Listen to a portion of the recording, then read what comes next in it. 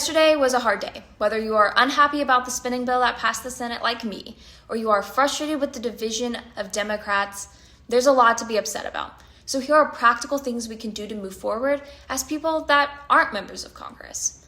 First, on Monday, if you are upset with how your members voted, call them and absolutely let them know. Your voice matters, but it's also important you focus on your members of Congress exclusively because your call will not be counted or tallied if it is not your representative or senators.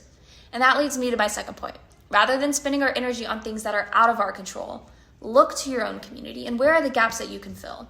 Does a local election need volunteers? Are there community building events going on? If not, can you be the one to host a dinner party?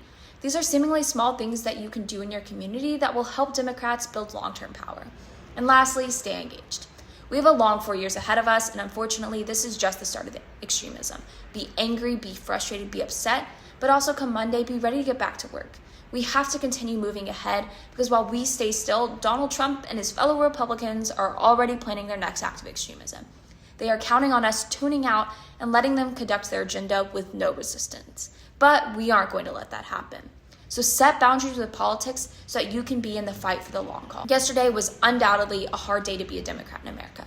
So while senators figure out what's next for their caucus, our individual commitments to democratic values have not wavered.